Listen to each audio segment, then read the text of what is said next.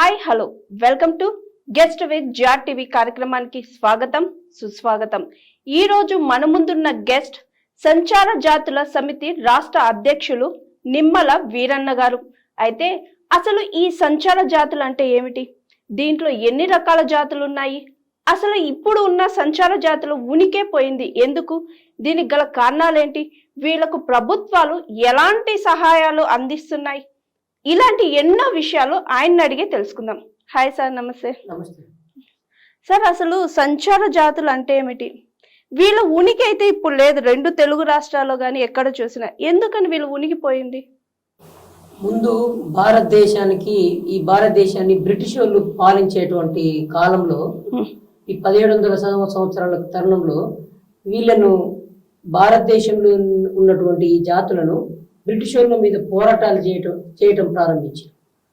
అప్పుడు ఈ బ్రిటిష్ వాళ్ళు ఏం చేశారంటే ఈ జాతులను అనే వ్యక్తులను వీళ్ళు కలామ్మ తల్లి ముద్దు బిడ్డలు, యక్షగానము, వీధి నాటకాలు, బాగోతులు, హరికథలు ఈ ద్వారా ప్రజల్లోకి చెప్తూ ప్రజల్ని చైతన్యం చేస్తున్నటువంటి క్రమం ఉండేది. దాని ద్వారా ఏంటంటే ఈ బ్రిటిష్ వాళ్ళు ముందు వీళ్ళను ఊర్లోకి రానియొద్దని చెప్పి 1771లో క్రిమినల్ ట్రైబల్ యాక్ట్ తెచ్చారు. ఫస్ట్ 1800 ఆ ప్రాంతంలోనే వీళ్ళను అంచివేయాలని ఒక మూమెంట్ నడిచింది. అంటే వీళ్ళను దేశాల్లోకి రానివ్వద్దు, గ్రామాల్లోకి రానియద్దు. భారతదేశంలో బ్రిటిష్ కాలంలో పాలనలో ఉన్న సందర్భంలో ఆ పాలకులు వీళ్ళని ఫస్ట్ అంచివేసారు. వీళ్ళ మొదటి శత్రువులు, మొదటి బ్రిటిష్ వాళ్ళకు శత్రువులు ఎవరైనా ఉండరంటే సంచార జాతులు. ఈ సంచార జాతులను ఊళ్ళోకి గ్రామాల్లో నుంచి బహిష్కరించాలని చెప్పి బ్రిటిష్ వాడు పిలిపించినటువంటి సందర్భం. ఆ తర్వాత కూడా ఇండియన్ పీనల్ కోడ్ తెచ్చినారు. ఇండియన్ పీనల్ చట్టం ఉంటుందని భయపెట్టాడు. అయినా ఈ జాతులు వినపడలేదు. వీళ్ళు గ్రామాల్లోకి ఎప్పుడైతే రావద్దని అన్నారో ఈ criminal tribal act, city act, ఆ సిటీ యాక్ట్ కూడా ఎప్పుడు భారతదేశానికి స్వాతంత్రం వచ్చిన తర్వాత 1952లో ఈ సిటీ యాక్ట్ ఎత్తివేశారు. క్రిమినల్ ట్రైబల్ యాక్ట్ బ్రిటిష్ స్వాతంత్రం 56లో వస్తే 46లో వస్తే 52లో సిటీ యాక్ట్ బ్రిటిష్ వాడు వేసినటువంటి ఇండియన్ ట్రైబల్ సిటీ యాక్ట్ ఏదైతే క్రిమినల్ ట్రైబల్ యాక్ట్ ఉందో దాన్ని తీసేయడానికి 52లో తీసేశారు. బ్రిటిష్ ఎంత ఎనగబడరు ఈ జాతులు. కానీ సంచార జాతులు అనేటువంటి ఈ జాతులకు city act criminal tribal act అనేది అసలు అంతకుముందు అనంతాశ్రమ అయ్యంగారు కమిషన్ వేసారు. 1949లో వేసినారు. 49లో వేస్తే ఆయన బ్రిటిష్ వాడు వేసినటువంటి క్రిమినల్ ట్రైబల్ యాక్ట్ చదవటానికి 3 సంవత్సరాలు పట్టినది. ఆయన చెప్పిండు వీళ్ళని క్రిమినల్స్ అనొద్దని చెప్పినాడు, ఎక్స్ క్రిమినల్స్ అనాలని వదిలేసినాడు. మరి ఎవరు ఈ జాతులు, ఎవరు, ఎందుకు వీళ్ళు దేశ దిమ్మరులుగా ఉండిపోయినారు? బ్రిటిష్ వాళ్ళు ట్రైబల్ గా అణచివేయటం మూలాన ఇప్పటికీ ఈ దేశంలో బ్రిటిష్ పాలకుల చట్టాలనే ఉపయోగిస్తున్నట్టుగా అవపడతా ఉంది. ఇప్పుడు ఈ జాతులు అనేటోళ్ళు వేటాడేటువంటి జీవన విధానం ఉంది. అడవిలోకి పోయి వేటాడతారు. అడవి క్రిమినల్ లక్షణాలు ఉన్నవి. అడవి జాతుల నుంచి వచ్చినటువంటి సమాజం ఇది. ఇంకా మారలేదు. ఈ జాతులు కులాలుగా మనం అనుకున్నప్పటికీ ఇవి జాతులు. వీళ్ళకి సపరేట్ భాష ఉంటది. సంచార జాతులు అనేటోళ్లకు భాష ఉంటది. కానీ ఇక్కడ ఈ రాష్ట్రంలో తెలంగాణ రాష్ట్రం వచ్చిన తర్వాత వీళ్ళను సంచార జాతులు అనే కులాలను ఎంబీసీ కార్పొరేషన్ పేరుతోని గుర్తించినటువంటి చరిత్ర ఇవాళ వీళ్ళకుంది. కానీ కార్పొరేషన్ పెట్టినారు ఎంబీసీ మోస్ట్ బ్యాక్వర్డ్ క్లాస్. కానీ ఈ సంచార జాతులు ఎక్కడ ఉంటారు? తెలుగు రాష్ట్రాలు అంటే బీసీలలో ఉండటం మూలాన, బీసీ రిజర్వేషన్లలో భాగస్వామ్యం అందుకోలేకపోవటం మూలాన వీళ్ళు వెనకబడిపోయారు. సంచార జాతులు అనేటోళ్ళు 80 కులాలుగా ఉన్నవి భారతదేశ వ్యాప్తంగా. ఇక్కడ ఈ తెలుగు రాష్ట్రాలలో 80 కులాలు వస్తే భారతదేశ వ్యాప్తంగా 983 కులాలు ఉన్నవి.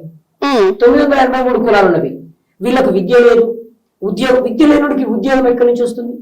ఎందుకు వీళ్ళకు విద్య లేకపోవడం అంటే అడవిలో ఉండేటువంటి వేటాడే జీవన విధానం, వృత్తి ఉండటం మూలాన సమాజానికి యాచక వృత్తి, భిక్షాటన వృత్తి, జానపదులు కళాకారుల రంగం నుంచి వచ్చినటువంటి వృత్తిలో ఉన్న మూలాన వీళ్ళు పిల్లలకు చదువు లేకుండా పోయినది.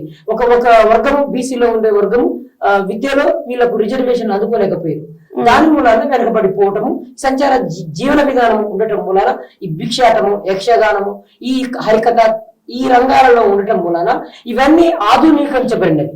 ఇప్పుడు హైటెక్ యుగంలో ఉన్నాం కదా, మనం డిజిటల్ మీడియాలో ఉన్నాం కాబట్టి ఇవన్నీ ఆధునీకరించబడినవి. కానీ ప్రజల జీవన విధానం మార్చలేదు.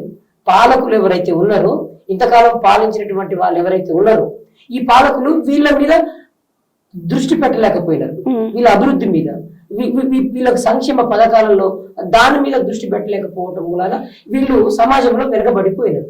ఓకే, ఇప్పుడు ఈ సంచార జాతులకి ప్రభుత్వ పథకాలు కానీ లేదా వాళ్ళ నుంచి ఎలాంటి సహాయ సహకారాలు కానీ అందుతున్నాయా లేవా సార్?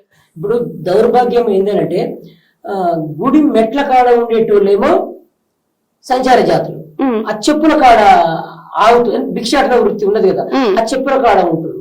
కొంతమంది ఆశ్రిత కులాలు, ఇవి కులానికి ఒక కులము, గోత్రాలు చెప్పే కులాలు కొన్ని ఉంటవి, కొన్ని ఇప్పుడు గౌడును అడుక్కునే కులాలు కొన్ని ఉన్నవి. అట్లే ఇట్లా కులాలకు ఉత్పత్తి కులాలు ఉన్నవి. ఈ ఉత్పత్తి కులాల నుంచి కులాలకు ఆశ్రిత కులాలుగా ఉన్నటువంటి చరిత్ర మన భారతదేశంలో ఉంది. అది తెలంగాణలో ఎక్కువ ఉంటది, ఈ తెలుగు రాష్ట్రాలలో. కులానికి ఇంకొక కులం యాచక వృత్తిగా ఉన్నటువంటి కులాలు ఉన్నటువంటి చరిత్ర ఈ తెలంగాణలో ఉన్నవి. అట్లాంటివి 36 కులాలు ఉన్నవి ఇక్కడ తెలంగాణ రాష్ట్రంలో. 36 కులాలు ఉన్నవి. ఈ 36 కులాలకు ఎంబీసీ కార్పొరేషన్ అని పెట్టినారు. కానీ ఈ ఎంబీసీ కార్పొరేషన్ పెట్టిరు కానీ 1000 కోట్లు కేటాయించినట్టు కాగితాల మీద అవపడ్డది. కానీ ఇప్పటికీ నిధులు కేటాయించలేదు. నిధులు లేకపోవటం మూలాన, సంక్షేమ పథకాలు లేకపోవటం మూలాన ఈ బడ్జెట్ లో నిధులు కేటాయించినట్టు అరకొరగా చూపిస్తున్నారు. కానీ వీళ్ళకు ఆర్థికంగా ఏమి ఇవ్వలేకపోవడం సమాజంలో వీళ్ళు వెనకబడిపోవడం జరిగింది. అయితే ఇప్పుడు వీళ్ళు ఎలాంటి ప్రాబ్లమ్స్ ఫేస్ చేస్తుంటారు? ఈ సంచార జాతుల్లో ఉన్న కులాలు కానీ వీళ్ళు ఎలాంటి ప్రాబ్లమ్స్ ఎక్కువ ఫేస్ చేస్తారు? ఇప్పుడు ప్రాబ్లం ఏంటంటే అమ్మ, వీళ్ళకు భూమిలో భాగస్వామ్యం లేదు. ముందు భూమిలో భాగస్వామ్యం లేదు. భూమిలో భాగస్వామ్యం లేకపోవటం మూలాన ఈ ప్రభుత్వ సంక్షేమ పథకాలను అందుకునడానికి అవకాశం లేదు. గ్రామాలను సంచరిస్తూ ఉంటారు. మీకు ఉదాహరణకు కొన్ని కులాల పేర్లు చెప్తా. దొమ్మడి కులం అని పేరున్నది. ఎంత హీనమైన పేరు, వృత్తి కూడా హీనంగా ఉంటుంది. 1, 2 గంగిరెద్దుల కులము. ఉదయంనే ఈ ఆడబిడ్డలు, ఈ గంగిరెద్దుల కులం సంబంధించిన ఆడబిడ్డలు ఉదయంనే ఒక ఆవుని ముస్తాబు చేసుకొని దాన్ని ఒక బొమ్మ లెక్క దాన్ని ఒక తయారు చేసి అందంగా తయారు చేసుకొని దాన్ని పట్టుకొని ఒక ఆడబిడ్డ లేచి బయటికి పోవాల్సిన కర్మ, తీసుకుపోయి అడుక్కొని జీవించాల్సిన, తన పిల్లలకు ఆహారాన్ని తెచ్చుకోవాల్సిన సమయం ఇప్పుడు ఈ నడిబొడ్డు రాజధానిలో ఇప్పుడు జరుగుతుంది.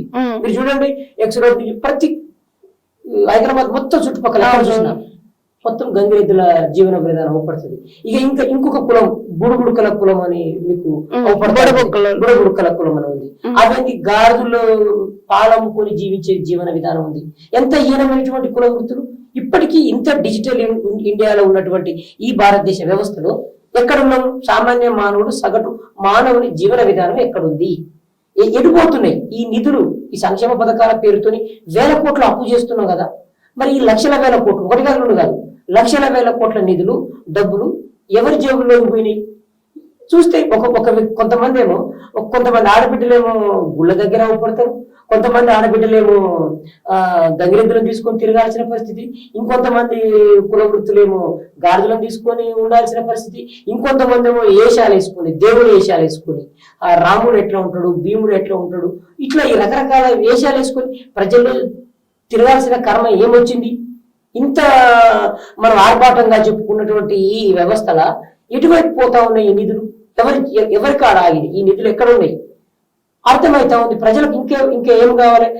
గుడి మెట్ల కావాల ఉంటేకేమో రిజర్వేషన్లు లేవు.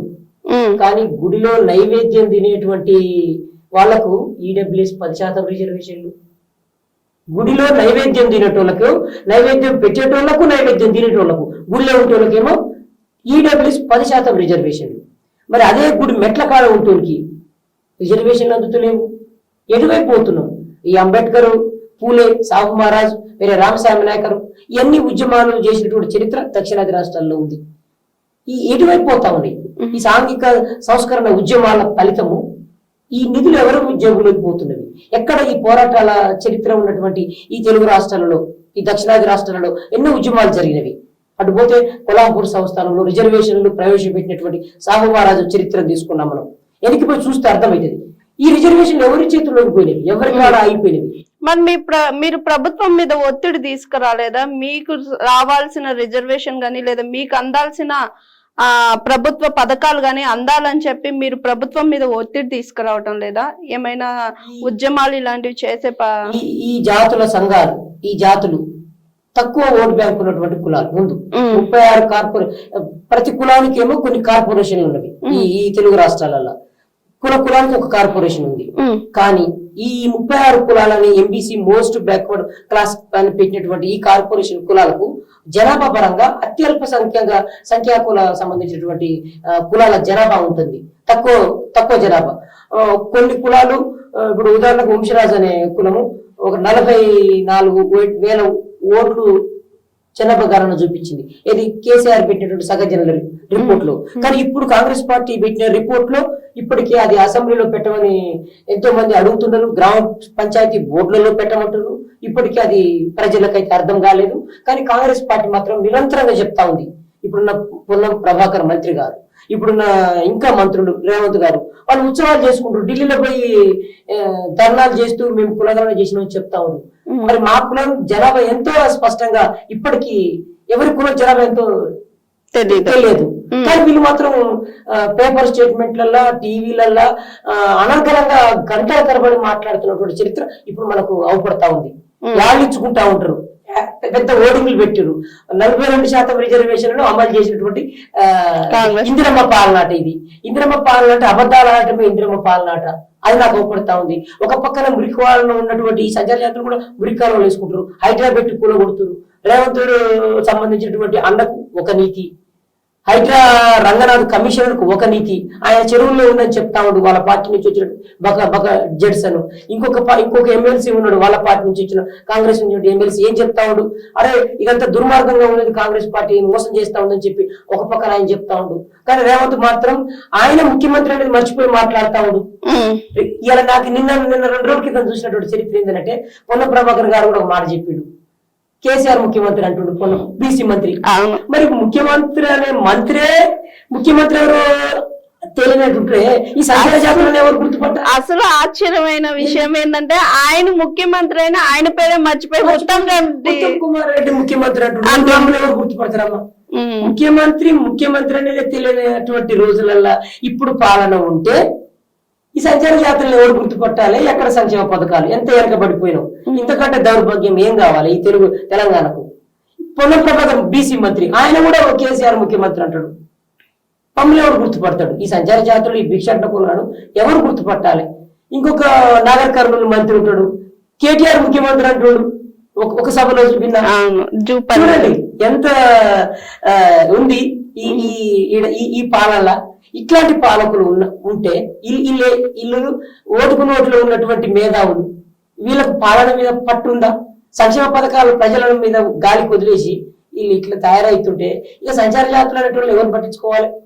ఇక పోయిన కేసీఆర్ ప్రభుత్వం అరకొరగా కొన్ని నిధులు ఎంబీసీ కార్పొరేషన్ పెట్టిరు గాలి కొద్ది ఉంటే ఇంకెందుకు కులగణన ఎప్పుడు చేయాలి? అసలు బ్రిటిష్ ప్రభుత్వం ఎప్పుడు చేసినటువంటి భారతదేశంలో చేస్తే ఇప్పటికి దిక్కులేదు. భారతదేశంలో కాంగ్రెస్ పార్టీ కదా మొదటి నుంచి ఎక్కువ సంవత్సరాలు పాలించింది, కాంగ్రెస్ పార్టీ కదా న్యాయబద్ధంగా ఆలోచిస్తే.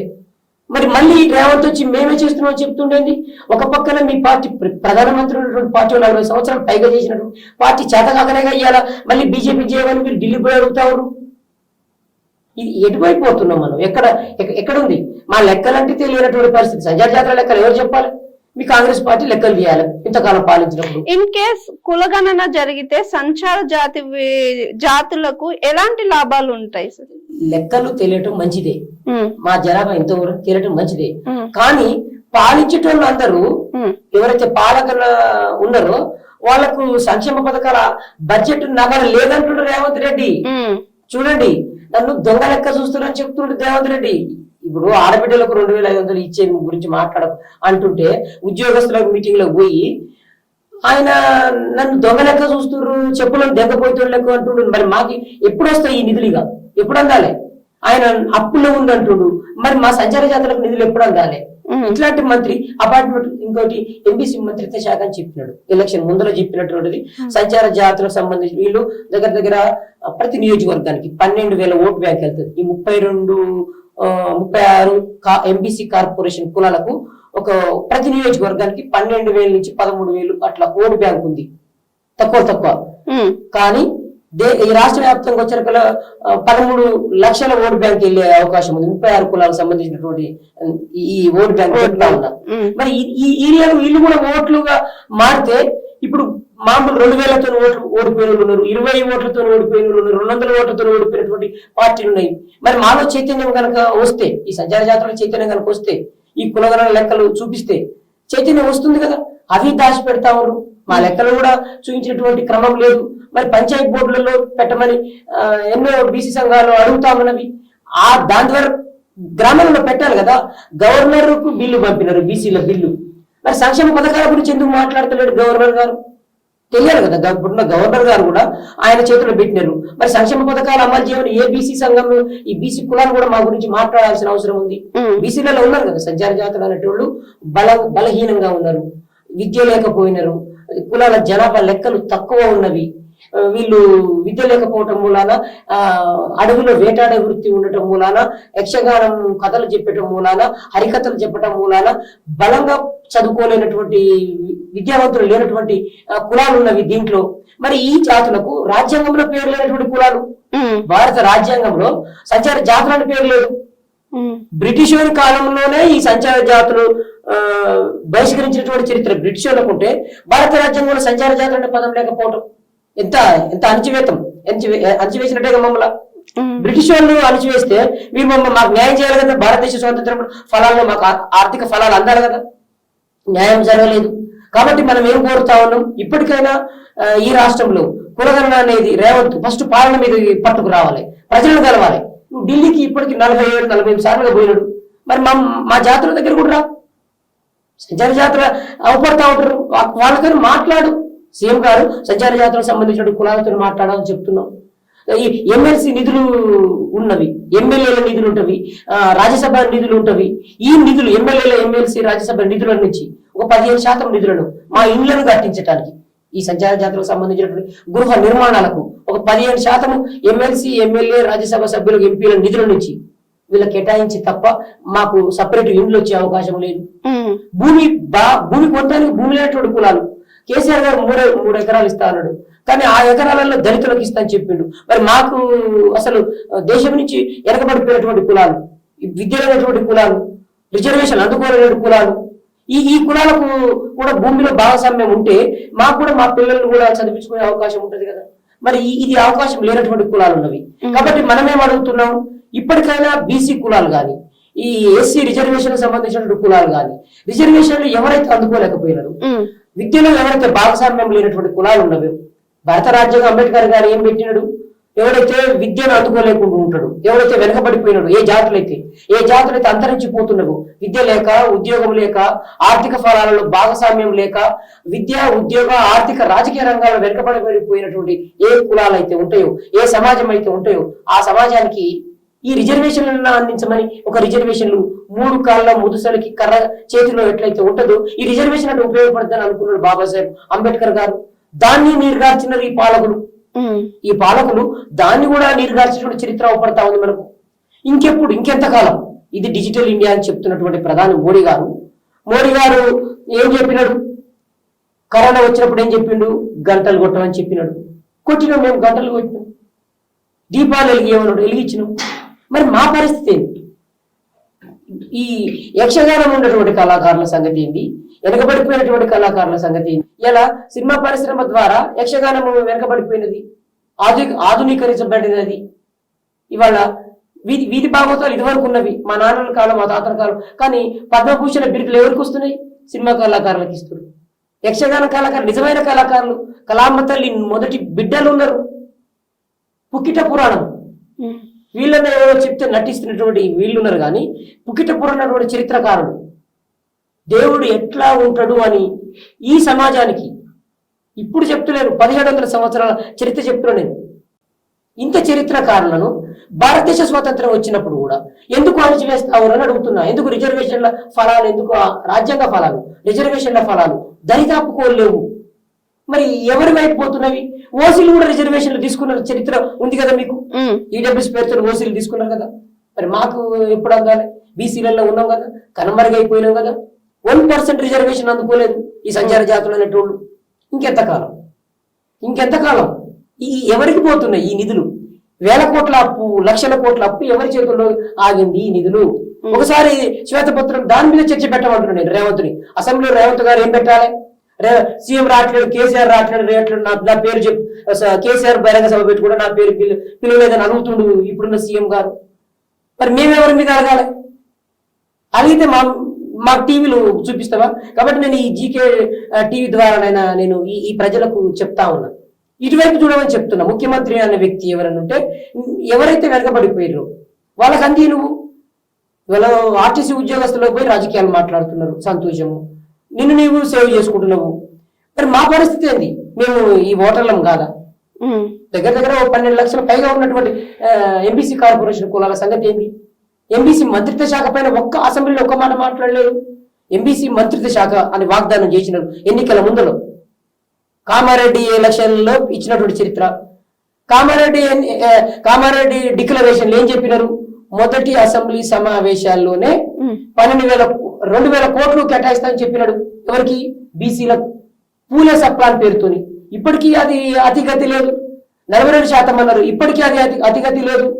ఎలక్షన్ లో గ్రామ సర్పంచ్ ఎన్నికల్లో మాకు వాటా ఎంత చూపించాలి, మా జనాభా ఎంత, మాకు ఎంత రావాలి? ఈ 42% రిజర్వేషన్లలో మీరు ఇస్తున్నటువంటి దాంట్లో ఎంబీసీ కార్పొరేషన్ కులాల వాటా ఎంతో ప్రకటించాలి. అసలు సార్ ఇప్పుడు ఎంబీసీలో గాని బీసీలో గాని ఈ సంచార జాతుల కులాలు ఎన్నున్నాయి? అవి ఏవేవి సార్? ఎంబీసీలో ఇలా బీసీలో? ఇప్పుడు బీసీలలో మొత్తం కలిపితే 135 కులాలు తెలంగాణలో ఉన్నవి. భారతదేశం తర్వాత మాట్లాడదాం. ఈ తెలంగాణలో దాంట్లో మోస్ట్ బ్యాక్వర్డ్ కులాలని ఇవి ఒక 36 కులాలు ఎంబీసీలో కార్పొరేషన్ లో దానికి బడ్జెట్ పెట్టినట్టు అరకొరగా పెడుతున్నారు. కానీ విడుదల చేస్తలేరు. విడుదల చేసి ఖర్చు చేస్తలేరు. ఇప్పటికీ 0. ఒక్కరికి కూడా ఒక లోన్ ఇచ్చినటువంటి చరిత్ర లేదు. ఇంకా ఉత్పత్తి కులాలు ఉన్నాయి. బీసీలలో ఉత్పత్తి కులాలు ఉంటాయి. అవి రజక, నాయి బ్రహ్మణ, కుమ్మరి ఇలాంటి సంబంధించినటువంటి కులాలు. గంగపుత్ర, చేపలు పట్టే కొన్ని మత్స్యకారుల కులాలు. అంటే మత్స్యకారు ముదిరాజు అనుకుంటున్నారు, కానీ గంగపుత్రులు ఉన్నారు. ముదిరాజులు వేరే, గంగపుత్ర వేరే. వీళ్ళు ఏమనుకుంటారంటే అసెంబ్లీకి పోయినటువంటి కులాలు ఒక 4-5 కులాలు మాత్రమే ఉన్నవి. ఒక 5-6 కులాలు ఉండొచ్చు కాక, వాళ్ళకు కూడా వాళ్ళ వాటా వాళ్ళకి దక్కలేదు బీసీలలో. మేము వాళ్ళ గురించి కూడా మనం మీరే అనుభవించిన అంటలేము. కానీ ఎవరైతే హోంమంత్రి అయినాడు, ఎవరైతే ఆర్థిక మంత్రి అయినాడు, బీసీలు ఆర్థిక మంత్రి అయినారు, బీసీలు హోమ్ మినిస్టర్ అయినారు, బీసీ మంత్రిత్వ శాఖ అయినారు. మమ్మల్ని పట్టించుకోవట్లేరు అని అడుగుతున్నాం. పట్టించుకోండి అని కొద్దిగా మా మిత్రులకు చెప్తున్నాం. సోదరు బీసీలలో మేము ఉన్నాం కదా, మా గురించి ఇంతకాలం చర్చ లేదు. ఇప్పుడే ఎంబీసీ కార్పొరేషన్ వచ్చింది కాబట్టి 36 కులాలు ఎంబీసీలలో ఉన్నాయి కాబట్టి వీళ్ళకి ఒక 12 లక్షల ఓటు బ్యాంకు ఉన్నది కాబట్టి, తెలంగాణ ఈ 4 కోట్ల జనాభాలో ఒక 12 లక్షల ఓటు బ్యాంకు ఉన్నది కాబట్టి వీళ్ళకి సంబంధించినటువంటి బడ్జెట్ ఎంత రావాలి, ఈ బడ్జెట్ లో ఎంత విడుదల చేయాలి, ఎంత ఖర్చు పెట్టాలి? రేవంత్ అసలే ఏమంటుండు, నా కాడ అప్పులలో ఉన్నా నన్ను ఏం చేయమంటారు, నన్ను దొంగ లెక్క చూస్తున్నారని చెప్తాను, నాకు అపాయింట్మెంట్ ఇస్తున్నా ఢిల్లీ అంటుండు. ఇప్పుడు మేమెవరికి చెప్పుకోవాలి? ఈ పరిస్థితి అర్థం కావట్లేదు. ఇప్పుడు ఈ చర్చ ఇది మీ ద్వారా బయటికి రావాల్సిన అవసరం ఉంది. ఈ వేదిక ద్వారా ప్రజలు చర్చ ఆలోచించుకోవాల్సిన అవసరం ఉంది. ఎవరికి ఓట్లు వేసినాం? అబద్ధాలు ఆడి అధికారం వచ్చిన వాళ్ళకు ఓట్లు వేస్తున్నామా? మోసం చేసి మాయమాటలు చెప్పి అధికారం కూర్చున్న వాళ్ళకు ఓట్లు ఇంకెంత కాలం వేయాలి? మా వాటా ఎక్కడుంది? స్థానిక సంస్థలో 42% అని కాంగ్రెస్ పార్టీ చెప్తా ఉంది. ఎందుకు బీసీ మంత్రిత్వ శాఖ దీని మీద సమీక్ష చేస్తలేదు? ఎంబీసీ కార్పొరేషన్ కులాల సంఘాలతో ఎందుకు ఈ బీసీ సంక్షేమ సంఘం కూర్చొని మాట్లాడతలేదు, చర్చిస్తలేదు, సంక్షేమ పథకాల రూపకల్పన చేస్తలేదు? ఎన్ని సంవత్సరాలు కావాలి మీకు? మా బడ్జెట్ మాకు నిధులు రావటానికి మేము పన్నులు కడుతున్నాం, మేము కూడా మనుషులుగా ఉన్నాము, ఓటర్లుగా ఉన్నాము. ఓట్లప్పుడు గుర్తొచ్చే ఈ సంక్షేమ పథకాలు మీకు సీట్ వచ్చిన తర్వాత ఎందుకు గుర్తు రావట్లేవు? ఎందుకు ఈ ప్రజల గురించి మీరు సంక్షేమ పథకాల మీద ఆలోచన చేస్తలేరు? ఇది పెద్ద ఒడవను ముచ్చటగా ఊపడుతుంది తెలంగాణలో, తెలుగు రాష్ట్రాల్లోనే. ఓటు విలువ ఎంత? సామాన్యుడు పోటీ చేసే అవకాశం కూడా లేదు. ఇక్కడ ఒక ఓటు విలువ 10,000 ఉంది. తెలంగాణలో ఒక బై ఎలక్షన్ చూస్తే ఓటు విలువ ఎక్కడుందంటే ఒకసారి చూసినాం మనం, 6,000 నుంచి 10,000 మధ్యన పలికినది. మరి ఈ సంచార జాతులు ఎప్పుడు పోటీ చేయగలుగుతామమ్మా? ఈ 6,000, 10,000 డబ్బులు ఇచ్చి మేము ఎట్లా కొనుక్కోవాలి? ఎక్కడుంది వ్యవస్థ? ఎక్కడుంది మనది? అంటే ఈ తెలుగు రాష్ట్రాలలో ఎడిపోయిపోతారు, విద్యావంతులు ఎడిపోయిపోతారు. ఐఏఎస్లు ఉన్నారే, మీరు ప్రధాన కార్యదర్శులుగా ప్రభుత్వ పాలనలో ఉంటురే, మీరు కూడా 5 సంవత్సరాల వాళ్ళని చుట్టే తిరుగుతున్నారు, భజన చేస్తురేంది? మీరు విద్యావంతులు, మీరు రాజ్యాంగం మీద ప్రమాణం చేసి ఐఏఎస్లుగా ఆ సీట్లలో కూర్చున్నారు. మీరు ప్రజా సంక్షేమం పైన చర్చ చేయకుండా ప్రభుత్వాలను, ముఖ్యమంత్రులను, మంత్రులను ఇటువైపు సంక్షేమ పాలన వైపు తీసుకురాకుండా, అభివృద్ధి ఫలాలను అందించకుండా మీరు కూడా వాళ్ళతో పోలీసు వ్యవస్థ ఎట్లయితే వాళ్ళెంబటి రాజకీయ నాయకులు ఎంబటి కాపాడుతూ ఉండదో మీరు కూడా అక్కడనే ఆగిపోతే మరి ప్రజల వైపు ఎవరు రావాలి?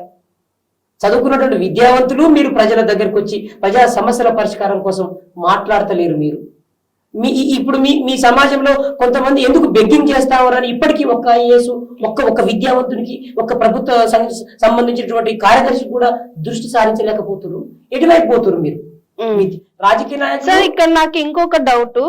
ఇప్పుడు చాలా మంది భిక్షాటన చేస్తుంటారు, వాళ్ళందరూ నిజంగానే సంచార జాతుల వాళ్ళే ఉంటారా? లేదంటే చాలా మంది కూడా కొంతమంది పని చేసుకునే ఓపిక లేక భిక్షాటన చేస్తుంటారు, వాళ్ళు కూడా సంచార జాతులకు సంబంధించిన వాళ్ళే అవుతారా? దీంట్లో 2 రకాలుగా ఉన్నవి. భిక్షాటన వృత్తిని ఇదివరకు యక్షగానం ద్వారా కొన్ని కులాలకు, ఆశ్రిత కులాలు నేను చెప్పాను మీకు. ఈ విద్య లేనప్పుడు, నిజాం ఉన్నప్పుడు గాని, బ్రిటిష్ వాడు ఉన్నప్పుడు గాని పన్నులు ఎక్కువ వేయటం మూలాన భూమిలో భాగస్వామ్యం లేనటువంటి కులాలు భిక్షాటన మీద ఆధారపడినవి. కొంతమంది గాత్రం ద్వారా ప్రజల్లోకి పోయినారు. కొంతమంది ఆశ్రిత కులాలుగా, ఒక కులానికి ఆశ్రిత కులంగా ఉండటం మూలాన, కొన్ని కులాలు వాళ్ళ గోత్రాలు చెప్పేటువంటి కులాలు ఉండటం మూలాన, జట్టి కులాలు గౌడలకు ఉన్నవి, యాదవులకు, ఇట్లాంటి కొన్ని కులాలకు కొన్ని ఆశ్రిత కులాలు ఉన్నవి. కులానికి వాళ్ళ వృత్తి ఇతిహాసాలు చెబుతూ, పాద్యాలను గాత్రంగా చెప్తూ ఆర్జించేవాళ్ళు కొంత. అట్లా ఉన్నటువంటి రోజులలో మరి ఆ రోజుల్లో ఉన్నటువంటి భిక్షాటన వేరు. ఇప్పుడు డిజిటల్ ఇండియా కూడా భిక్షాటన వృత్తి ఎక్స్రోడ్ అది వృత్తి వేరు. ఇప్పుడు ఎవరికి భిక్షాటన వృత్తిలో లేరు. ఏమేమి చేస్తున్నారు? కొంతమంది మందుల కులాలు ఉన్నవి, పాతినుము ఏరుకుంటున్నారు. కొన్ని బోయ కులాలు పాతినుము, పాచిపల్లు.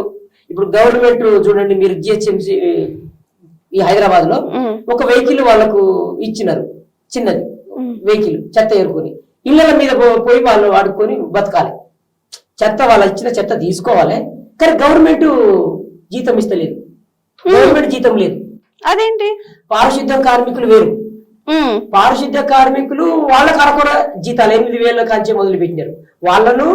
వాళ్ళ శ్రమను దోపిడీ చేస్తా ఉంది ఈ ప్రభుత్వాలు. ఇంత పన్నుల తీసుకుంటున్నటువంటి గ్రేటర్ హైదరాబాద్, 1000 కోట్లు బలుపుతున్నటువంటి, 100 కోట్లు బలుపుతున్నటువంటి భూమి రేటు ఉన్నటువంటి ఇక్కడ శిస్తులు ఎక్కువ తీసుకున్నటువంటి గ్రేటర్ హైదరాబాద్ లో జిహెచ్ఎంసి కార్మికులు ఇబ్బంది పాలవుతున్నారు. మళ్ళీ ఇండ్ల చెత్త కాలనీలు చాలా అభివృద్ధి అయినవి హైదరాబాద్ లో. చాలా ఎటు చూసినా 50 కిలోమీటర్ల హైదరాబాద్ విస్తరించినది. మనం కూర్చున్న ప్రదేశం నుంచి మొదలు పెడితే ఈ బంజారా జూబ్లీహిల్స్ పరిధి నుంచి ఎటు 50 కిలోమీటర్లు విస్తీర్ణంలో కాలనీలు అభివృద్ధి అయినటువంటి చరిత్ర హైదరాబాద్ ఉన్నది. కానీ దీంట్లో చిన్న చిన్న కులాలకు కొన్ని, నేను చెప్పినటువంటి బోయ కులాలు గాని, మందుల కులాలు గాని, ఈ సంచార జాతుల కులాలు కూడా కొన్ని వెహికల్ ఇచ్చినారు కొంతమందికి. కానీ వాళ్ళు ఎవరి మీద జీతం వసూలు చేసుకోవాలంటే ఇంటికి 100 రూపాయలు, నెలకు ఇంటికి 100 రూపాయలు, వాళ్ళకి అవే ఇంకా ఆధారం, అదే జీతం. ప్రభుత్వం జీతాలు ఇస్తలేదు. ఎంత దారుణం! ప్రభుత్వం ఒక పక్కన మోసం చేస్తుంది. మీ రోడ్లలో ఉన్నటువంటి చెత్త చెదారాన్ని, ఈ ఇండ్లలో ఉన్న చెత్త చెదారాన్ని శుభ్రం చేస్తుంటే అట్లా మీరు ప్రజలను మోసం చేస్తున్నారు.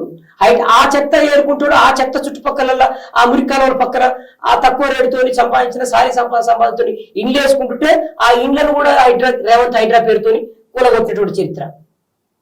హైడ్రా పేరుతోని అవును, ఎవరికి ఇచ్చినాడు? ఇది 1,50,000 కోట్ల వ్యాపారం అని ఎవరి కాడ 200 కోట్లు తీసుకున్నాడు ఆదాని కాడ.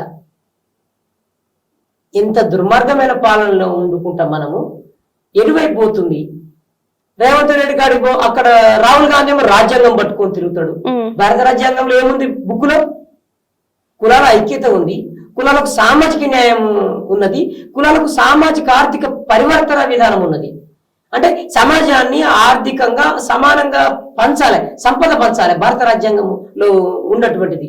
ఏ కులానికి ఎన్ని ఓట్లు ఆ కులానికి అంతే సంపద పంచాలి, అంతే ఆర్థిక వ్యవస్థ పంచాలి, అంతే పంచాలి. మహిళలు ఎంతమంది మహిళలకు భాగస్వామ్యం అంతే తీసుకురావాలి. 33% రిజర్వేషన్లు చెప్పినారు. మరి మా మహిళలు ఈ 33% వాటా ఉంటుందా? చెప్పాలి, ప్రధానమంత్రి గారు చెప్పాలి. కవితమ్మ గారు కూడా బిల్లులో ధర్నా చేసినది, అక్కడ ఢిల్లీలో ధర్నా చేస్తున్నది. సంచార జాతరలో మీటింగ్లు పెడితే పోతా ఉన్నాం మేము. మరి కవితక్క గారు 42% రిజర్వేషన్ లో మా వాటా కూడా ఇయ్యమని అడుగుతుందని మేము అడుగుతా ఉన్నాం. ఇటుపోతే ఇంకా బీసీ సంఘాల గడ్డ రామచంద్రరావు గారు ఇలాంటి వ్యక్తులు గాని, ఇంకా ఆర్కృష్ణ లాంటి వ్యక్తులు గాని, తిరుమల వ్యక్తులు గాని, జాగర శ్రీనివాస సంఘాలు గాని సంచార జాతర గురించి మాట్లాడండి అన్న అంటున్నా నేను. మేము మీ వరుసలు, బీసీ కులాల వరుసలు, ఈ 35 కులాల వరుసలు, ఈ నిచ్చెన మెట్ల బీసీ 35 కులాల నిచ్చెన మెట్ల వ్యవస్థలో మేము కింద ఉన్నాం. మేము మీ బరువును మోయలేకపోతున్నాం, కనుమరుగైపోతున్నాం. మీరు అడిగినారు అసలు భిక్షాటన చేసే వాళ్ళందరూ సంచార జాతులేనా అనేది మంచి క్వశ్చన్ అడిగినారు. కానీ కొంతమంది పెద్ద మనుషులు అవుపడతా ఉన్నారు. పెద్ద మనుషులు దీనాస్థితిలో ఉన్నటువంటి పెద్ద మనుషులు ఉన్నారు. అనాథాశ్రయాలను కూడా కట్టి భోజనం పెట్టలేనటువంటి ప్రభుత్వాలు ఉన్నవి మనకు. భూములు 100 ఎకరాలు మాత్రం 200 రూపాయలకు ఎకరం ఇస్తున్నటువంటి వాళ్ళకి ఇస్తా ఉన్నారు. 2 రూపాయల నుంచి 200 రూపాయలకి ఎకరము పారిశ్రామిక వేత్తల పేరుతోని కంపెనీలు పెడుతున్నారని వాళ్ళకు మాత్రం 100 ఎకరాలు ఇస్తారు. కోట్ల రూపాయలు ఉన్నటువంటి 100 కోట్లు ఎకరం ఉన్నటువంటి దాన్ని 200 రూపాయలకు ఎకరాలు ఇస్తారు. కానీ 1 ఎకరం, 2 ఎకరాలు, 3 ఎకరాలలో ఈ అనాథల కోసం కూడా మరి మదర్ తెరెసా గారు ఎట్లా చేసిరో ఏమో గాని మానవత్వం లేనటువంటి వ్యక్తులు. ఈ కలకత్తా పట్టణంలో పెద్ద పేరుంది మానవత్వం. మరో మదర్ తెరెసా అంటే మానవత్వం వ్యక్తులను దోడుతున్నా నేను రోజు తిరుగుతా ఉంటా, రోడ్ల మీద తిరుగుతున్నా, రేయింపగలు నేను వృత్తి ధర్మంగా తిరుగుతుంటా నేను. కానీ నాకు అవపడతాడు ఒక్కడు మదర్ తెరెసా మానవత్వంలో పేరు లేరు. అందరు మాత్రం మదర్ తెరెసా బొమ్మలు వేసుకొని ఈ నటిస్తూ వేషాలు వేసుకొని అవపడతా ఉంటారు. ఇక్కడ ప్రకటనలకు మాత్రమే మదర్ తెరెసా అవపడుతుంటది. సేవలకు ట్రస్టులు పెట్టుకున్నారు. ఎవరికి పోతున్నాయి డబ్బులు? ఎటువైపు పోతున్నారు? మానవత్వంతో కూడా గిత్త ఇప్పుడు 10 రూపాయల భోజనంలో 5 రూపాయల భోజనం పెడుతున్నారు. ఆడికి వీళ్ళు ఎట్లా రావాలి? రోడ్ల మీద నేను రాత్రిపూట నేను ఒక వాల్ రైటర్ గా ఉంటా, ఆర్టిస్ట్ గా నేను రాత్రి బవళ్ళు శ్రమిస్తా. ఎంతో మంది ఫుట్పాత్ల మీద అవపడుతున్నారు. నాకు దీనావస్థలో ఉన్న వాళ్ళు అవపడతారు, ఒక పక్క నిరుద్యోగులు లాంటి వాళ్ళు అవపడుతున్నారు. నాకు ఎవరు ఏందో తెలియనటువంటి పరిస్థితుల్లో అవపడుతుంది హైదరాబాద్ ప్రధాన పట్టణం. మరి మీరు ఒక పక్కనేమో అందల పోటీలు పెడుతున్నారు. 30-20 కోట్లు పెట్టినా మా జాతులు బాగుపడతాయి. మేము ఎక్కువ అడతలేము. అందాల పోటీలు పెట్టినటువంటి ఆడబిడ్డల విలువలు తీస్తున్నటువంటి రేవంత్ ఒకసారి సంచార జాతులకు ఆ ఆడబిడ్డలకు ఇచ్చిన ₹1,00,000 అట భోజనానికి. నేనైతే వింటున్నా. 1,00,000 రూపాయలని మా కుటుంబాలు బాగుపడతాయి. దాన్ని పెట్టి చెప్తున్నావు.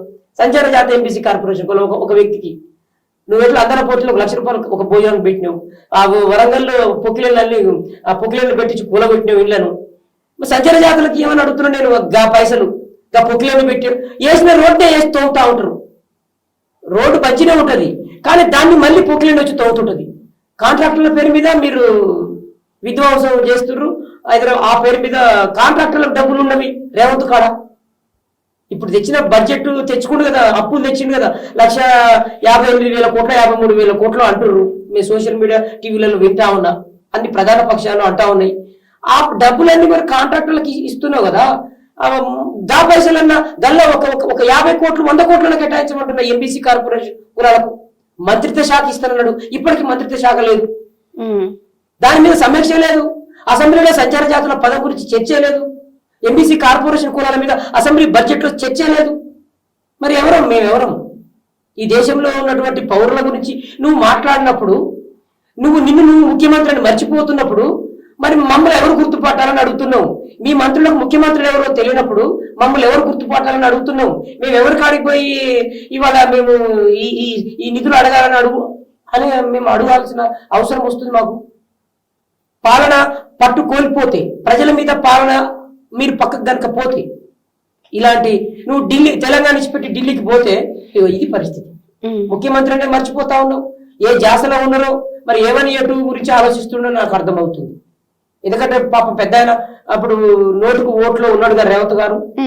దాని మీద ఏమైనా చర్చించుకుంటారా? మరి ఆ ముఖ్యమంత్రి ఉత్తమ్ కుమార్ రెడ్డికి పోతుందా అని ఏమైనా అధిష్టానం చెప్పిందా ఏమా అని ఆ ముఖ్యమంత్రి మర్చిపోతే మరి మమ్మల్ని ఎవరు గుర్తుపట్టాలా రేవంత్ అన్న? పాటలు బాగున్నాయి నీ, కానీ చేతలల్లా ఏం లేదు. మాటలు కోటలు దాడుతున్నాయి. రేవంత్ మాత్రం ఎక్కువ ఎవరు ఒక పెద్ద మనుషులు లాంటి వాళ్ళు చనిపోవాలని కోరుకుంటాడు, లాగుల తొండలు వడదలని కోరుతాడు. ఈ ముఖ్యమంత్రి సార్ మా గురించి ఆలోచించాడు సార్. ఒక మాట, తొడపాశాలు పెట్టే ముఖ్యమంత్రి, లాగుల తొండలో వదిలే ముఖ్యమంత్రి, పేగులు మెడలేసుకునే ముఖ్యమంత్రి. ఫస్ట్ మా గురించే మాట్లాడండి సార్. సంచార జాతులు, ఎంబీసీ, కార్పొరేషన్ కులాల గురించి కొద్దిగా ఆలోచన చేయండి అంటున్నాం. నెలలో ఒక్కరోజన్నా ఈ జాతర గురించి మా ఆలోచించండి. ఇప్పటికీ బాగానే 16-17 నెలలు దాటిందని అనుకుంటున్నా. ఈ నెలలో ఒక్కరోజన్నా మర్చిపోతే పోయారు, కానీ మిమ్మల్ని మీరు మర్చిపోతే పోయారు. మిమ్మల్ని మీ మంత్రులు కూడా మర్చిపోతారు మీ విలువలను. కానీ మమ్మల్ని గుర్తుపట్టండి సార్. మీ పేరుని మేము ప్రచారం చేస్తాం, మేము ప్రచారం చేయగలుగుతాం. మేము మరి ఆలోచిస్తారని కోరుకుంటా ఉన్నా. నిధులు అరకొరగా ఆడపిల్లలను అందా పేరుతోని, విదేశీ సంస్కృతిని, తెలంగాణ ఆత్మగౌరవాన్ని అణచివేయటానికి, తెలంగాణ అభివృద్ధిని ఇక్కడ అణచివేయటానికి అవపడుతున్నట్టుగా ఉన్నది. మళ్ళీ ఆంధ్ర పెత్తందారులతోకి పోతున్నట్టుగా అవపడతా ఉంది ఈ తెలంగాణ. మిమ్మల్ని మీరు మైమర్చిపోతా ఉన్నారు. మీ పోస్టులనే మీరు మైమర్చిపోతున్నట్టే ఏదో జరుగుతూ ఉంది తెలంగాణలో.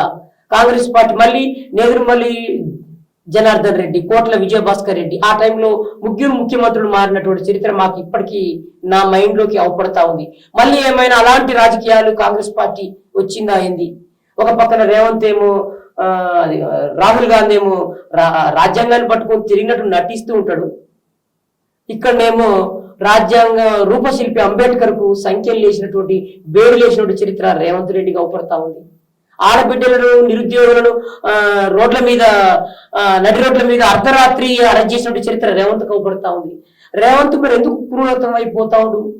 సంవత్సరంన్నర కాకముందుకే ఎందుకు చిల్లర ముఖ్యమంత్రిగా అవపడతా ఉండు? కారణం ఏమైంది ఒకసారి సమీక్షించుకోమని చెప్తా ఉన్నాం. నీ ఎమ్మటి ఉండాల్సిన వాళ్ళు ఎవరో నిన్ను తప్పుదోవ పట్టిస్తున్నారు, లేదా కాంగ్రెస్ పార్టీని పతనం చేయడానికి వచ్చినటువంటి భస్మ రావణ బ్రహ్మ రావణాసురుడు అని అవపడతా ఉంది నాకు. ఇంద్రమ్మ పాలన అంటే ప్రజలు ఏడుస్తా ఉన్నారు. ఇంద్రమ్మ పాలన కాదు ఇది ఇంద్రమ్మ పాలనలో ఇట్లా ఉండదు, సస్యశ్యామలంగా అని అనుకుంటారు ప్రజలు.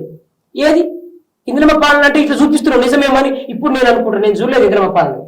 ఇంద్రమ్మ పాలన అంటే ఇల్లు కూల కొడతారు, ఇంద్రమ్మ పాలన అంటే సంచార జాతర గురించి మాట్లాడరు, ఇంద్రమ్మ పాలన అంటే ఎంపీసీ కార్పొరేషన్ ఓట్లప్పుడు వాగ్దానం చేసి మర్చిపోయినట్టు నటిస్తారు. ఇదా ఇంద్రమ్మ పాలన అంటే? ఒక పక్కన ఇళ్లను కూడా కొడతావు, ఒక పక్కన బుల్లజరతో కొడతావు, ఒక పక్కన తిట్లు, ఒక పక్కన చావాలని కోరతావు, మాజీ ముఖ్యమంత్రులు చావాలని కోరటం. ఇదే ఇంద్రమ్మ పాలన అంటే ఇట్లా ఉంటుంది అని చూపిస్తున్నావు అసలు రేవంత్ గారు. సార్, ఇప్పుడు సంచార జాతి అభివృద్ధి కోసం ఏమైనా కమిషన్స్ ఉన్నాయా? అవును, 2006లో బాలకృష్ణ రేణుకే కమిషన్ ఏర్పాటు చేసినారు. బాలకృష్ణ రేణుకే కమిషన్ రిపోర్టు ప్రాతిపదికన ఏంటంటే 2008లో రిపోర్టు ఇచ్చినాడు. అతను కమిషన్ రిపోర్టు ప్రాతిపదికన ఈ సంచార జాతులకు 12% రిజర్వేషన్లు ఇవ్వాలి, వీళ్ళు ఎస్సీ ఎస్టీలతో ఉండాల్సిన వాళ్ళు, కానీ వీళ్ళకు అన్యాయం జరిగినది, వీళ్ళను బీసీలలో ఓబీసీలలో ఉంచినారు కాబట్టి వీళ్ళకి చాలా అన్యాయం జరిగినది. చాలా ఒక 50-60 సంవత్సరాలు దాటిపోయినది కాబట్టి వీళ్ళు ఎస్సీలో వేసినా వీళ్ళు పోటీ పడలేరు. ఇప్పుడు వీళ్ళని ఎస్సీ ఎస్టీలు వేసినా వీళ్ళు పోటీ పడలేరు కాబట్టి వీళ్ళకి సపరేట్ రిజర్వేషన్ ఒకటి డిఎన్టీ రిజర్వేషన్ ఇచ్చి వీళ్ళను సపరేట్ గా సంక్షేమ పథకాలు అభివృద్ధి చేయాలని చెప్పి బాలకృష్ణ రేణుకే కమిషన్ రిపోర్ట్ ఇచ్చినారు. ఆ కమిషన్ రిపోర్ట్ ఇప్పటికీ బుట్ట దాఖలైనది, పక్కకి కాంగ్రెస్ పార్టీ కానీ ఇప్పుడున్న బీజేపీ పార్టీ కానీ పక్కకు పడేసినది. మళ్ళీ తర్వాత ఇదాకే కమిషన్ వేసినారు. ఆ కమిషన్ రిపోర్ట్ కూడా వీళ్ళకు రిజర్వేషన్లు ఇవ్వాలని చెప్పినారు. ఎక్కడ వీళ్ళను పట్టించుకున్నటువంటి దాఖలాలు లేవు. భారతదేశంలో 983 కులాలు మనం ఇంత ముందుకు మాట్లాడుకున్న చరిత్ర ఉంది. ఈ 983 కులాలకు ఈ బలంగా విద్య లేదు, అసలు రిజర్వేషన్ అంటే తెలియని వాళ్ళు వీళ్ళు భారతదేశ వ్యాప్తంగా. కాబట్టి వీళ్ళకు ఇప్పటికీ తమిళనాడులో రిజర్వేషన్లు కొనసాగుతున్నవి సంచార జాతులకు, రాజస్థాన్ లో ఇట్లాంటి కొన్ని రాష్ట్రాలలో ఇప్పుడే మొదలైనది. డిఎన్టీల పేరుతోని డిఎన్సీ అని తమిళనాడులో కొన్ని రిజర్వేషన్ 7% రిజర్వేషన్ అమలు అవుతుంది. అట్లనే ఈ తెలుగు రాష్ట్రాల్లో కూడా ఎంబీసీ మంత్రిత్వ శాఖ వేసి ఉంటే సంచార జాతులకు రిజర్వేషన్లు ఉండేవి. మాకు కూడా ఒక ఐఏఎస్ ఆఫీసర్ని కేటాయించాల్సిన అవసరం ఉంది. ప్రత్యేకంగా ఒక ఐఏఎస్ ఆఫీసర్ని కేటాయించి సంక్షేమ పథకాల రూపకల్పన కోసము వీళ్ళకి గనుక భాగస్వామ్యం చేస్తే న్యాయం జరుగుతుంది అనేది మనము ఈ సందర్భంగా మనం కోరుకోవాల్సిన అవసరం ఉంది. అంటే మీకు రాజకీయంగా ఏమైనా భాగస్వామ్యం ఉందా? అసలు మన కాంగ్రెస్ పార్టీ 47% రిజర్వేషన్ అంటారు. అసలు ఉన్న రిజర్వేషన్లలో 27% రిజర్వేషన్లలో 0% లో ఉన్నాం మేము. విద్య లేదు, ఉద్యోగం లేకపోవడం వలన వీళ్ళకు అరకొరగా అక్కడక్కడ కొంత రాజకీయంగా కొంత అవపడటానికి వస్తున్నాం. కానీ బీసీలలో ఉండటం వలన పోటీ పడలేకపోవడం అనేది మాకు ప్రధానంగా అవపడుతుంది. బీసీలకు రిజర్వేషన్ లేదు, బీసీలకు రిజర్వేషన్ లేవు. ఇక సంచార జాతులు అన్నటువంటి ఓసీలతో పోటీ పడాలి. బీసీలలో ఉండేటోళ్ళు జనరల్ కేటగిరీలోనే పోటీ పడాల్సిన అవసరం ఉంటుంది. కాబట్టి స్థానిక సంస్థలలో భాగస్వామ్యం రావట్లేదు, అక్కడ 0%. దాని తర్వాత ఈ జెడ్పీటీసీ కానీ ఇంకెక్కడ కనుమరుగు, మున్సిపల్ దాంట్లో కూడా కనుమరుగా అయిపోతున్నట్టు చరిత్ర అవపడతా ఉంది. కడపలో మాత్రము ఒక ఒడ్రి కులము మేయర్ అయినటువంటి చరిత్ర ఉన్నది. కానీ అతన్ని కూడా ఈ నిన్న మన తీసేసినటువంటి చరిత్ర అవపడతా ఉంది నాకు. అంటే ఆయన అనర్హుడుగా ప్రకటించేటువంటి ప్రయత్నం చేస్తా ఉన్నారు. సంచార జాతులకు సంబంధించినటువంటి ఒక వ్యక్తిని అనర్హుడుగా ప్రకటిస్తున్నటువంటి ప్రభుత్వాలు అవపడతా ఉన్నవి. అంటే దాడి చేసి ఆయనను రాజకీయంగా అణచివేస్తా ఉన్నారు. అప్పుడక్కడ కొంతమంది అవపడతా ఉన్నారు. ఇంతే.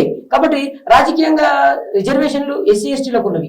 మాకు కూడా డిఎన్టీ రిజర్వేషన్లు, ఎంబీసీ రిజర్వేషన్లు కనుక ఉంటే మాకు ప్రాతినిధ్యం కూడా అసెంబ్లీలోకి పోయే అవకాశం ఉంది. ఇప్పుడు మన రేవంత్ రెడ్డి ఎక్కడైతే కార్పొరేషన్ చర్యలు మొత్తం తల సామాజిక వర్గానికి ఇచ్చుకున్నాడు.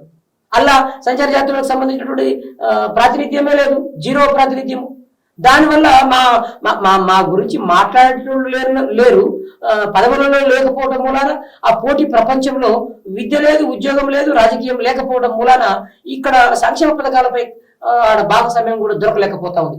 కాబట్టి ఈ 42% రిజర్వేషన్ లో మా వాటా తెలుసమని అడుగుతున్నాం. అందుకనే ఈ స్థానిక సంస్థలలో కాంగ్రెస్ పార్టీ చెప్తున్నటువంటి 42% రిజర్వేషన్ లో మా వాటా ఎంత, మాకు స్థానిక సంస్థల్లో ఎంత శాతం రిజర్వేషన్లు మా వాటా మాకు పంపిణీ చేసిన తర్వాతనే కాంగ్రెస్ పార్టీ రిజర్వేషన్లను ఎలక్షన్లకు పోవాలి.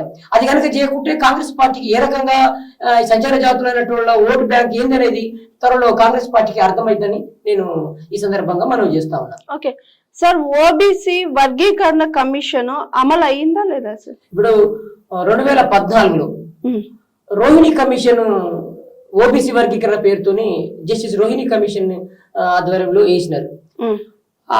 ఆ రోహిణి కమిషన్ కాలాన్ని ఉండగానే మధ్యాహ్నే ఆమె రిపోర్ట్ ఇచ్చిన దాన్ని తిరిగి పంపి మళ్ళీ కాలాన్ని పొడిగిస్తూ 14 సార్లు ఆమె కాలాన్ని ఓబీసీ వర్గీకరణ కాలాన్ని పొడిగించినారు. కానీ ఓబీసీ వర్గీకరణ చేస్తా అని చెప్తూ బీసీ ప్రధాని అయినటువంటి ఓబీసీ ప్రధానమైనటువంటి మన మోడీ గారు ఈడబ్ల్యూఎస్ రిజర్వేషన్ ఓసీలకు ఇచ్చినాడు. ఇదొక చరిత్ర. కాబట్టి ఇప్పటికైనా ఈ సంచార జాతులకు ఓబీసీ వర్గీకరణ అమలు చేసి సంచార జాతులకు రావాల్సినటువంటి ఆ 12%, 10% రిజర్వేషన్లు కనుక అమలు చేసి రాష్ట్రపతికి ఇచ్చినారు, పార్లమెంట్ లో ఆమోదించాలి. పార్లమెంట్ లో ఆమోదించి ఈ సంచార జాతులకు ప్రత్యేక మంత్రిత్వ శాఖ ఏర్పాటు చేయాలి. సంక్షేమ పథకాల రూపకల్పన కోసము ఎంబీసీ మంత్రిత్వ శాఖ, ఇక్కడ తెలంగాణలో ఎంబీసీ మంత్రిత్వ శాఖ అన్నారు, అది మరుగుపడిపోయినది. అట్లనే భారతదేశంలో సంచార జాతుల మంత్రిత్వ శాఖ ఏర్పాటు చేసి పార్లమెంట్ లో ఆమోదించి సంచార జాతుల రిజర్వేషన్ల ప్రక్రియను తెచ్చి సపరేట్ రిజర్వేషన్లు ఇచ్చి వీళ్ళకు విద్య, ఉద్యోగ, ఆర్థిక, రాజకీయ రంగాలలో సపరేట్ రిజర్వేషన్లు ఇస్తే తప్ప ఈ జాతులు బాగుపడే అవకాశం లేదు. సపరేట్ మంత్రిత్వ శాఖ వస్తే తప్ప మాకు సంబంధించిన నాయకత్వం నిర్మాణం జరిగే అవకాశం లేదు. మా నాయకత్వం నిర్మాణం జరగాలంటే సంచార జాతుల మంత్రిత్వ శాఖ తెలంగాణలో ఏర్పడాలి, భారత పార్లమెంట్ లోకి భారతదేశంలో ఏర్పడాలి. దాని తర్వాత మాకు సంబంధించినటువంటి ఎంత ఓట్ బ్యాంక్ ఉన్నది, ఎంత వనరుల్లో భాగస్వామ్యం రావాలి, మా కాంట్రాక్టర్లో మాకు ఎన్ని సంక్షేమ పథకాలలో కాంట్రాక్ట్ పదవులలో ఎంత ఈ రిజర్వేషన్లు రావాలి, కాంట్రాక్ట్ పదవుల్లో ఉన్నవి కాంట్రాక్ట్ పదవుల్లో కాకుండా కూడా ప్రభుత్వం సంబంధించిన మున్సిపల్ కాంట్రాక్ట్ పనుల్లో కూడా మాకు రిజర్వేషన్లు ఇవ్వాల్సిన అవసరం ఉన్నది. మున్సిపల్ కాంట్రాక్టుల్లో కూడా అరకొరగా చేస్తున్నటువంటి చరిత్ర కాంట్రాక్ట్ పదవులలో ఎవరికి పోతున్నాయి కాంట్రాక్ట్ పదవులు. కాబట్టి భారత పార్లమెంట్ ఇప్పటికైనా సపరేట్ రిజర్వేషన్లు ఇచ్చి ఆదుకుంటే తప్ప వీళ్ళకి సపరేట్ ఎంబీసీ డిఎన్టీ సంబంధించిన రిజర్వేషన్ రూపకల్పన చేసి తప్ప మాకు న్యాయం జరగదని కోరుకుంటాం. సార్, ఇప్పుడు ఈ సంచార జాతుల వ్యవహారాలు అంటే ఆహారపు అలవాట్లు గాని, వస్త్రధారణ గాని, వీళ్ళలో ఎడ్యుకేషన్ పర్సంటేషన్ కానీ ఇంకోటి ఏంటంటే అంటే మీకు ఇలా Aadhaar card, pan card, certificates, కుల ధృవీకరణ పత్రాలు ఇలా ఏమైనా ఉన్నాయా సార్? ఉన్నవి. ఇప్పుడు అరకొరగా ఇప్పుడిప్పుడే ఆధార్ కార్డు వచ్చిన తర్వాత కొంత మార్పు, నివాసాలు లేకున్నా పక్కింటి పేరు మీద నివాసాలు ఏర్పరచుకునేటట్టుగా ఉండు ఆధార్ కార్డులు వచ్చినవి. రేషన్ కార్డులు ఇప్పుడు తీసుకుంటున్నాము. కానీ 2 రూపాయల బియ్యం కన్నే ఆగటం మూలాన జీవన విధానం పోటీ ప్రపంచం ఉంది కాబట్టి, డిజిటల్ ఇండియా కాబట్టి ఇక్కడ మేము పోటీ పడలేకపోతున్నాం. కాబట్టి సంక్షేమ పథకాల్లో సపరేట్ రిజర్వేషన్ రావాలి. సంక్షేమ పథకాల్లో సపరేట్ పథకాలు, ఇప్పటికీ పథకాలు, సంక్షేమ పథకాలు మరి మేము ఎట్లా పోటీ పడతాం? కాబట్టి బడ్జెట్లో నిధులు కేటాయించి విడుదల చేసి ఖర్చు చేయటానికి, భూమి ఇవ్వటానికి, భూమి కొనివ్వటానికి సంక్షేమ పథకాల రూపకల్పన. అందుకే నేను ఐఏఎస్ ఆఫీసర్ని సపరేట్ గా ఈ జాతులకు పెడితే, ఎంబీసీకి సపరేట్ ఐఏఎస్ ఆఫీసర్ని కేటాయించి సంక్షేమ పథకాల రూపకల్పన కోసం ఒక చట్టబద్ధంగా ఉంటే తప్ప ఇలా న్యాయం జరగదని నేను కోరుతాను. ఓకే, ఆహారపు అలవాట్లు కానీ వస్త్రధారణ కానీ ఎలా ఉంటాయి సార్? సమాజంలో మార్పు వచ్చినది, కొంత మార్పు వస్తున్నది, కాలానికి అనుకూలంగా మార్పు జరుగుతున్నది.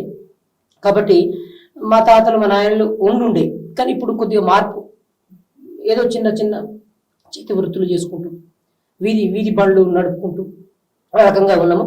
భవిష్యత్తులో సంక్షేమ పథకాలు రావాలని నేను ఆలోచిస్తాను. ఓకే సార్, వృత్తిరీత్యా మీరేం చేస్తారు? ఏంటి? నేను ఆర్టిస్ట్ని. నేను వాల్ పెయింటింగ్ రాస్తా. రాజకీయ నాయకులు కావడానికి నేను పని చేస్తా ఉంటాను. ఓకే, ఆర్టిస్ట్ని. నేను కాంచీరామ్ ఆఫీసులో వండుకుంటూ, BSP office 1996లో Bahujan Samaj party. నేను అంతకుముందుకు ఏఎస్ఎఫ్లో డివిజన్ సెక్రటరీగా ఉన్నా. ధర్మభిక్షం గారు ఈ పార్టీ సిపిఐలో ఉన్నా. ఆ తర్వాత 96లో బహుజన సమాజ్ పార్టీ రాష్ట్ర ప్రచార కార్యదర్శిగా వై శంకర్ గౌడ్ నాయకత్వంలో పనిచేసిన. తర్వాత చిరంజీవి రాజకీయాలు రావాలని పనిచేసిన. ఆ పార్టీ యువరాజ్యం స్టేట్ కోఆర్డినేటర్ గా ఉన్నా. జనసేన పార్టీ పవన్ కళ్యాణ్ పెడితే దాంట్లో నన్ను చీఫ్ గెస్ట్ గా, నాకు నిమ్మల వీరనే రాజకీయాలు ఇలాంటి వ్యక్తులే ఉండాలని చెప్పేటట్టు కొంత వర్క్ చేసిన. ఆ తర్వాత సంచార జాతరలలో మాకు కూడా కేసీఆర్ లాంటి తండ్రి ఉంటే మేము ఎమ్మెల్యే అయ్యి, మంత్రి అయ్యాను. నాకు కూడా చిరంజీవి లాంటి అన్న ఉంటే నేను కూడా పవన్ కళ్యాణ్ లెక్క ఉప ముఖ్యమంత్రి అయ్యాను, ఎమ్మెల్యే అయ్యాను. నాగేంద్రబాబు లెక్క ఎమ్మెల్సీ అయ్యాను. కాబట్టి ఇది కాదు అంటున్నా నేను. ఎవరైనా సామాజిక ఆర్థిక పరివర్తనతో ఉంటే, మీరు కళారంగం ద్వారా వస్తే ప్రజలకు న్యాయం చేసేదిగా ఉండాలని కోరుతాము. నేను ప్రజలకు సామాన్యులు పోటీ చేసే వ్యక్తి అయి ఉండాలి. మనీ మీడియా మాఫియా అనే దాన్ని కాకుండా సామాజిక లక్ష్యాల కోసమే మీడియా ఉండాలని కోరుకుంటున్నా. సోషల్ మీడియా వచ్చిన తర్వాత, అలాంటి సోషల్ మీడియా వచ్చిన తర్వాత కొంత పార్టీలకు కొమ్ము కాసే మీడియా భయపడిపోతా ఉంది. సోషల్ మీడియా రద్దు చేయాలని కూడా చూస్తా ఉన్నారు. ఇప్పుడు అది కూడా అందుబాటులోకి లేకుండా సామాన్యులందరికీ ఉపయోగపడతా ఉందని దీన్ని కూడా అబాస్ పాలు చేసేటువంటి చరిత్ర కొంత మనకు అవపడతా ఉంది. కళామ్మ తల్లి ఈ కళల ద్వారా ఎవరైతే రాజకీయాల్లోకి వస్తారో, నిజాయితీ, నిస్వార్థము, మానవత్వము తోడు మనుషులుగా ఉండడానికి ప్రయత్నం చేస్తారని కోరుతా ఉన్నా. ఓకే సార్, చాలా thank you so much sir. సంచార జాతుల గురించి చాలా వివరంగా చెప్పారు. సో మీరు పడుతున్న బాధలు, కష్టాలు ఈ ప్రభుత్వానికి తెలిసేలా చెప్పారు. సో చాలా thank you sir.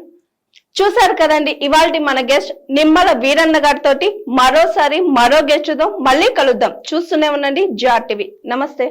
Hi everyone, నేను మీ Pavani. Please like, share and subscribe GR TV.